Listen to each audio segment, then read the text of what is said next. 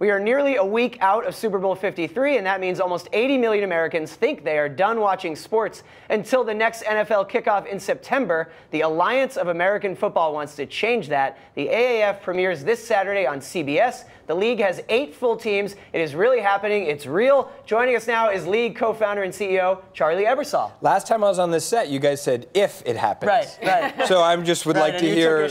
Right. And I'd like to hear a retraction or an apology. We'll do it when it happens. That's right. Like, give it till Saturday. Now that was a different show, but let's actually discuss it. I mean, there's a lot of skepticism right now because yours is not the only new football league being talked about. Ricky Williams says he's starting a league. The XFL is coming back. I think there's yet another one. And I think a lot of these were born when the NFL had 2 seasons in a row of declining ratings. And people said, well, we need another football league. The NFL has problems. Now, as we know, the NFL bounced back a little bit this season. But yours is real. It's happening. Can you really kind of pull in a big audience?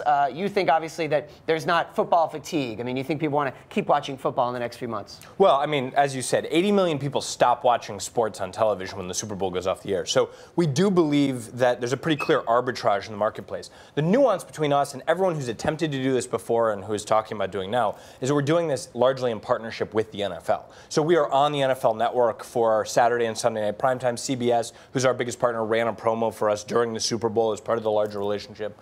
We created the NFL Out to allow our players during the offseason to leave our league and go play in the NFL. 70 players did that this fall. 35 have come back to play for us. So we believe in the ecosystem of football, that it's the only sport in the world that goes away for 6 months and then expects to be able to have developmental players, et cetera. We've looked at each aspect of that about how we can work in Congress with what they're doing. Now, at the same time, you wouldn't call the AAF a D-League, would you? A developmental league? No, I mean, because it is its own league. Yeah, the traditional thought of a developmental league is like AAA baseball, where you can pull a player in the middle of a season and apply him to a team.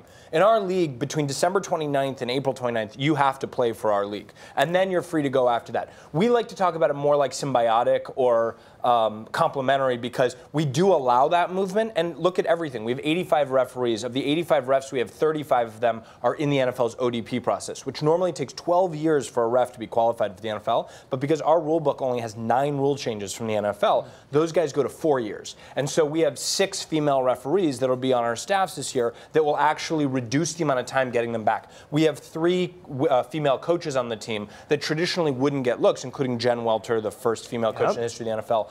All of them, we see this as an opportunity to move them, and that's proved out. John Kitna, who's our offensive coordinator in San Diego, has become the quarterbacks coach in Dallas, et cetera, et cetera.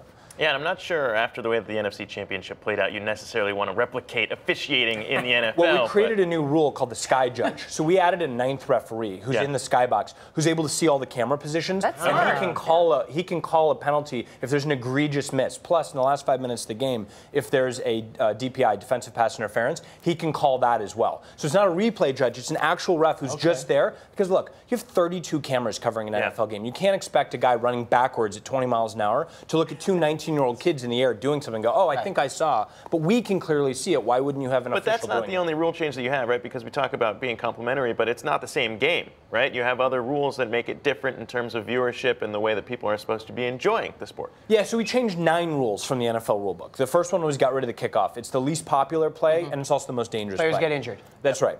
We changed the onside kick. So instead of having a traditional onside kick, we give you the ball on your own 28, and you're facing a 4th and 12. If you convert it, you get to keep it. But this way, you're seeing, in the NFL example would be, you're seeing Aaron Rodgers or Tom Brady have to go for it, not a hands team you've never heard of.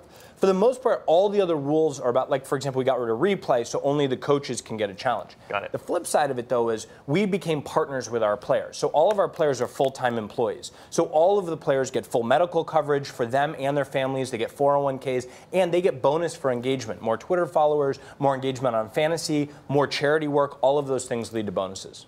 And I just want to talk about return on investment for your players. So you actually offer education. What other opportunities do you give them? So players get a 1-year scholarship for every year they play in our league. And what was interesting was we thought we were going to get massive engagement around that for college. Turns out 78% of our players, 70% of our players played in the NFL in the last 18 months. 78% of them have 4-year college degrees. So what we've ended up doing is a lot of MBA programs, a lot of legal programs for our players. We believe football is a moment in your life. It's not your entire life. When you look at the symptomatic problems of professional sports, particularly the NFL, protests, all these other things, I believe there's symptoms of an underlying problem, which is they don't treat players like partners. They don't treat them as part of the solution. You look at Silicon Valley, where we raise the majority of our money. That's really the ideal situation where employees feel like they're invested in what's going to happen in the company. All right, really interesting, and it premieres Saturday on CBS. Saturday on CBS, and then Sunday night on NFL Network. Okay, Charlie Ebersol, thanks. Thank you. Good stuff.